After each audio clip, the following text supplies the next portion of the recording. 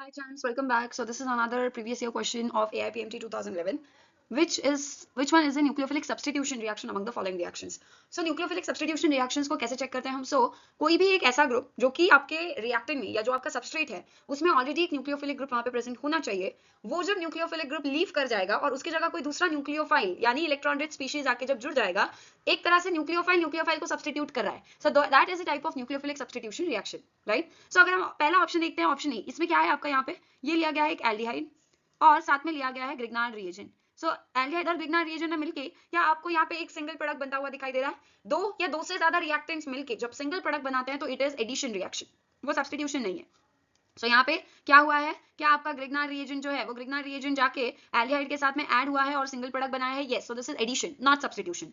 Option B देखो, ये जो पूरा स्ट्रक्चर है, आप रिएक्टेंट का स्ट्रक्चर देखना है, ये वाला रिएक्टेंट का स्ट्रक्चर देखना है पूरा, और प्रोडक्ट का स्ट्रक्चर देखना है। अगर आप रिएक्टेंट और प्रोडक्ट का स्ट्रक्चर कंपेयर करते हो तो आपको दिखाई देगा ये जो Br है, इस Br की जगह आपको NH2 ग्रुप यहाँ पे रिप्लेस होता हुआ दिखाई दे रहा है। बाकी स्ट्रक्चर पूरा एज इट इज है, सिर्फ हुआ क्या है यहाँ पे? Br ब्रोमो यहाँ से निकल गया है और ब्रोमो ग्रुप की जगह पे यहाँ पे NH2 ग्रुप जो इस अमोनिया के यहाँ से आ रहा है वो ग्रुप आके यहाँ पे सब्सटीट्यूट हुआ है। यानी ब्रोमीन जब यहाँ से लीव करेगा, ऑब्वियसली एक अल्काइल हैलाइड है, right? This is an alkyl halide. Alkyl halide में से जो हैलोजन होता है it will leave in the form of X-, तो यहाँ से Br निकलेगा एज Br-, और उसके जगह ये जो अमोनिया है, अमोनिया में नाइट्रोजन के ऊपर क्या होते हैं? Lone pairs. तो नाइट्रोजन के लोन पेयर्स होने की वजह से क्या ये भी एक इलेक्ट्रॉन रिच स्पीशीज, यानी क्या अमोनिया भी एक तरह से न्यूक्लियोफाइल का काम कर रहा है? यस, यानी एक न्यूक्लियोफाइल Br निकल रहा है एज Br- और दूसरा न्यूक्लियोफाइल NH3 अटैक कर रहा है और उसको सब्सटीट्यूट कर रहा है, यानी जो हमारा ऑप्शन बी है यही हमारा करेक्ट आंसर है, बिकॉज ये एक न्यूक्लियोफिलिक सब्सटीट्यूशन रिएक्शन होती हुई क्लियरली दिखाई दे रही है।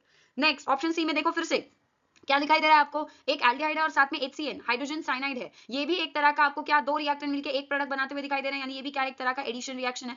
और एल्डिहाइड्स के केस में वैसे भी हम देखते हैं कि एल्डिहाइड्स के केस में सब्सटीट्यूशन नहीं, aldehydes they go for addition reaction. To be more specific, they go for nucleophilic addition reaction. So ये जो फर्स्ट ऑप्शन था ये भी एक न्यूक्लियोफिलिक एडिशन था एल्डिहाइड पे, ग्रिग्नार्ड का। ऑप्शन सी जो है वो भी एक न्यूक्लियोफिलिक एडिशन है HCN का एल्डिहाइड के साथ। ऑप्शन डी पढ़ना है।